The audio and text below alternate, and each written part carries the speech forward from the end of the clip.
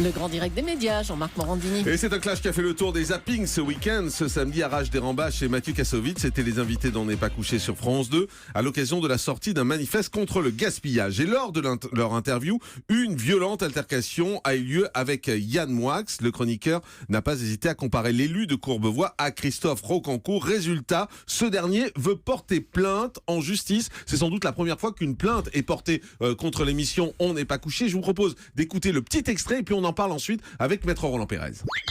Moi, j'ai longtemps hésité entre le pôle Christophe Rocancourt ou le pôle Michael Vendetta. Finalement, je pense que vous êtes vous-même, ça suffit amplement. Voilà, c'est ce petit extrait qui provoque la plainte de l'élu. D'abord, Roland Pérez, bonjour. Merci d'être avec nous. C'est assez étonnant de voir quelqu'un participer à une émission, de pouvoir se défendre, de pouvoir réagir finalement, et ensuite de sortir et de porter plainte. Alors oui, c'est relativement rare, surtout dans des émissions comme ça, à fort caractère polémique, et où la liberté d'expression est vraiment reine, on va dire, dans ce type d'émission. Donc c'est un petit peu étrange, d'autant qu'il va avoir quand même un peu de difficulté à démontrer cet abus de la liberté d'expression qu'on appelle la diffamation. Il y a deux abus, il y a la diffamation et l'injure.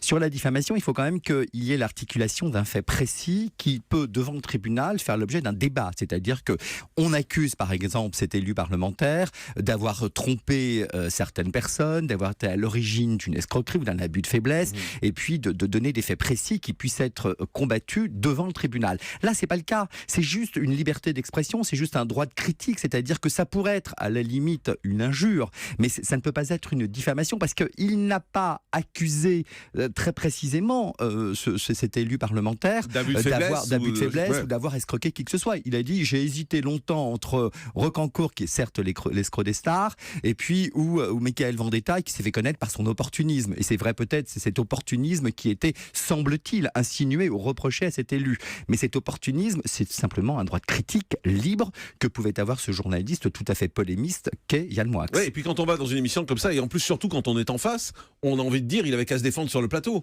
Mais en fait, il n'avait pas à se défendre parce que le journaliste a tout de suite dit: j'ai longtemps hésité, puis finalement je me suis dit que vous étiez vous-même. Donc finalement, il n'a pas été plus loin. Et puis finalement, on l'a pas laissé parler, je crois, plus loin, puisque je crois que l'émission, le débat s'est très vite arrêté compte tenu de la véhémence de la personne qui était là, qui était Mathieu Kassovitz. Alors, Arash Derimbas dit: je porte plainte pour restaurer mon honneur et ma dignité. Je ne vais pas me laisser traîner dans la boue.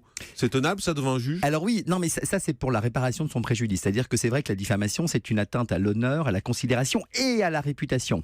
Il estime d'ailleurs que c'est un fait aggravant parce qu'il est élu de la République et que de ce fait, cette diffamation est d'autant plus, elle comporte des circonstances aggravantes. Mais encore une fois, pour que cette diffamation existe, il faut qu'il y ait des faits précis qu'on puisse lui reprocher. Il faut qu'il y ait des faits précis qui soient faux et qui aient été exprimés.